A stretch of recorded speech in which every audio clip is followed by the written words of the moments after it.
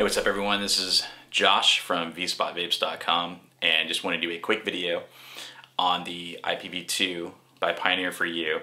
Been using it pretty much exclusively for roughly 3 or 4 weeks with different types of atomizers on there, from my dripper, which I have on my Panzer right now, running at about 35 to 40 watts for that. That has a 0.8 resistance on there, to actually right now it's running I think around a half, about 0.5, but regardless of that, right now I'm running the iClear, the iClear 30 on there, which is a resistance of 2.2 ohms, running it anywhere from 11 to 18 watts respectively. It seems pretty good for that, but ultimately just kind of wanted to talk for just a quick minute about my impressions of it. There's a lot of videos out there and reviews on all the specs and details and all that kind of stuff, which I'll get into really briefly in just a moment to come in for like a closer look of it.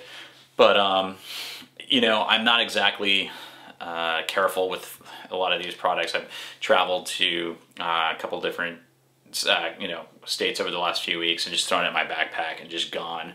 And I have to say, it's held up fairly well, putting it in my pocket, that kind of thing. It does have this cool auto shut off feature. If I slam it down on or whatever, it turns off. I don't know if that's a feature or just me abusing the crap out of it. But regardless of that, I did disable the touch button because that was just annoying. I tend to grab it this way, and I like to use the power button to fire.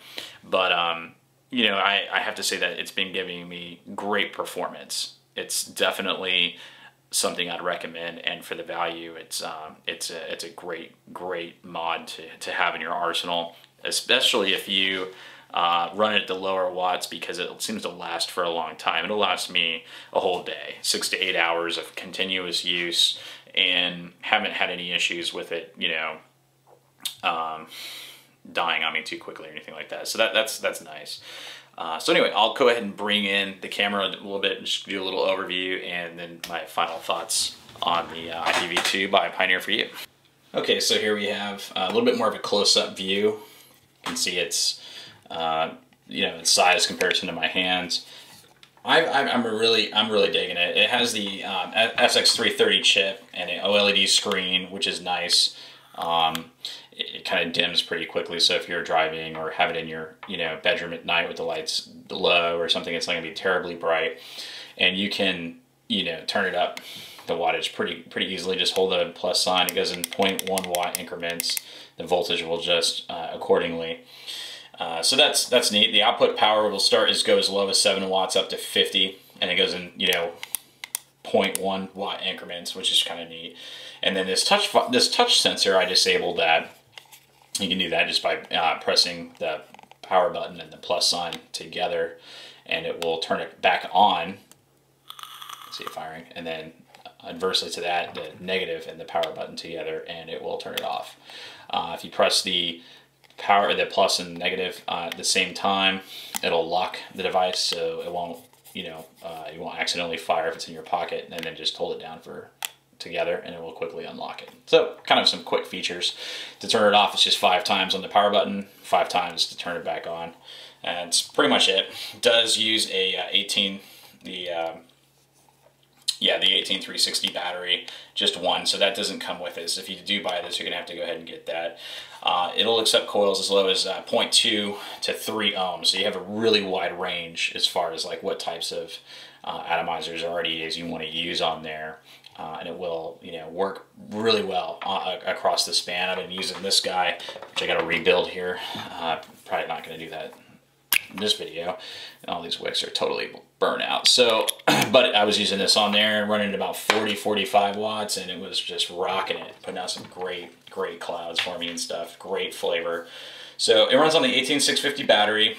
The one thing, by the way, it also has low resistance protection as well as short circuit protection. So you put your battery in the wrong way, or you put on an RDA or atomizer that's not seated properly or whatever, it's not going to short out. It has some protection built into it. It does have the 510 threading, which is nice, and you can see it has the copper screw in there, so you can adjust that, the depth.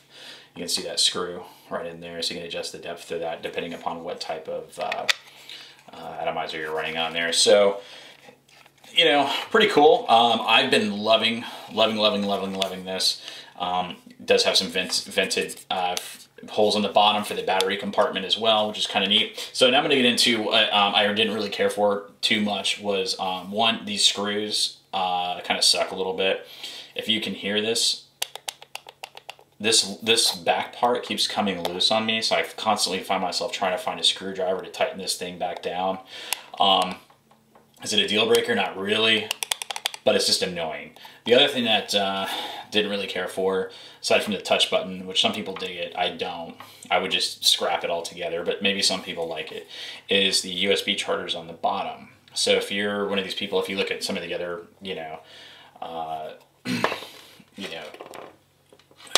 some of these guys out here, but like my DNA30, my Taste, MVP, Coolfire, you look at some of these out, they're all standing upright.